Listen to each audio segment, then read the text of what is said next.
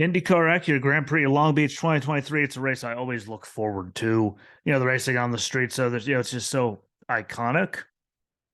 And the fountain and just all of that. It's just a very special, feel when they go to Long Beach. And, the names that have won there, the races that they've had there, like it's always a very exciting, time. And it didn't, it delivered this year. It delivered again. There was good racing. There was some stupidity to talk about, which I'm kind of curious as to why. If you're going to be dumb, why would you be dumb to the person that they were? Because I just don't see that ending well for any parties involved. But there's that, and it delivered and everything you wanted. Kyle Kirkwood on pole again after the rookie season he had. One top 10 last year. Was really good to see him, finally bounce back, have speed, and get a pole to start off the gate. That was really good. Again, he needed it because everyone thought he was going to be like the bee's knees last year in his rookie year, and he didn't deliver really at all. So it's good to see him, have some speed and all that there. Helio into the wall on lap one because people had replaced the wing, barely got caught behind the pace car, got put down a lap, and got him out of contention right away because he couldn't ever get that lap back, which sucked because we know how talented he is. Lap one, no one wants to see any of that nonsense, but it did happen. So hopefully he bounces back at the next one in Alabama because we know he's talented, and I don't care who it is. I really just don't like seeing people go down on lap one. It's just nothing good about that, except for, there's a select few where it wouldn't hurt my feelings, but I'm not hoping for it. Pato Award with a crazy late move under Scott Dixon that sent Dixon to the tires, ended his day. And again, I'm not sure Scott Dixon's the guy that I would do that to. This Scott Dixon, he's been there for forever. He's been in enough races, enough Grand Prix, as they call them. And he's been around a lot. And he's been known to, be aggressive at times, and I'm not sure like the crazy dumb move that he made and then refusing to apologize and all that. I don't think that's going to end well for him. I don't think Scott's going to do anything intentionally dumb, to risk injuring him or anything. But I don't think he's going to forget that one. It's there's a lot of season left for him to be stewing on that and having a shit day. Pardon my French, but that's what it turned into because of Pato's move. But Pato did get spun around by Marcus Ericsson on the next restart, so I guess there's a little bit of karma there. Probably not a lot, but not a lot, just a little bit. There's a little bit of karma catching up to him.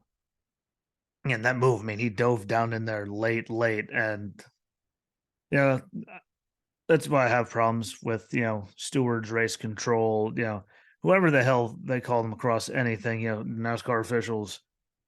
There's people just no matter what they call it, because the way they inconsistently call things. Because you've seen moves, like if you watch the race, you saw moves like Pato made before and people got in trouble for it. And it was just a racing incident to them and let him go, even though he dove late as could be. I appreciate the move. I'm not complaining about the move. Like if it's there, take it. It's just the inconsistency in how they officiate stuff like that really just hurts my head. But Marcus Ericsson got him spun around like damn near instant karma. So that happened. And then Kyle Kirkwood went on to win. First career win, dominated. Long overdue again.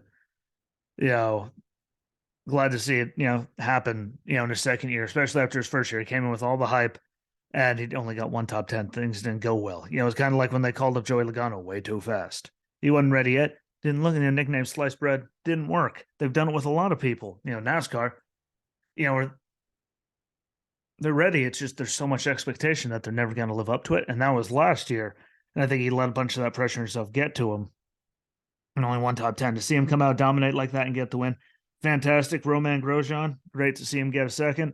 Again, he should have won in St. Pete before he got wrecked. Bad luck there in Texas as well. Good to see him get a second. Would have been nice to see him get a win, but he's had speed, and that's what you need to win. So good to see that. Marcus Ericsson third, again, former F1 guy. Good to see him up there. We all know I love F1. Colton Herta fourth, Alex Palou fifth.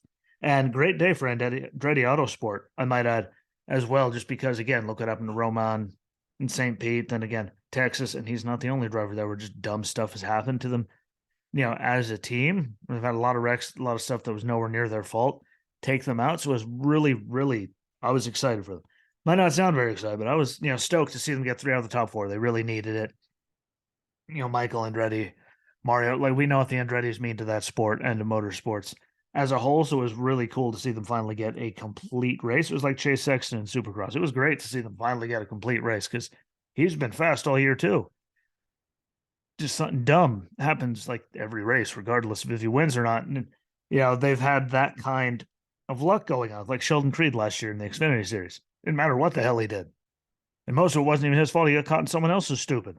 It was just one of those runs so far this year. And they had a lot of bad luck last year. So really cool to see all of them, right up there, three of the top four. Congratulations to Andretti Autosport.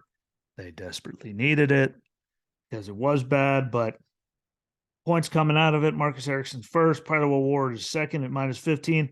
Alex Plo third at -19. And, again, great to see Kyle do that. Great to see Romain Grosjean look so much more comfortable this year. Again, he had some comfort. He looked comfortable in some races last year. He didn't look very comfortable in a bunch of them. He had a lot of stupid happen in a bunch of them. And, it was great to see him finish second after that. And really, that's the moral of the story, especially if you followed him in F1. Good guy, talented. Just a lot of,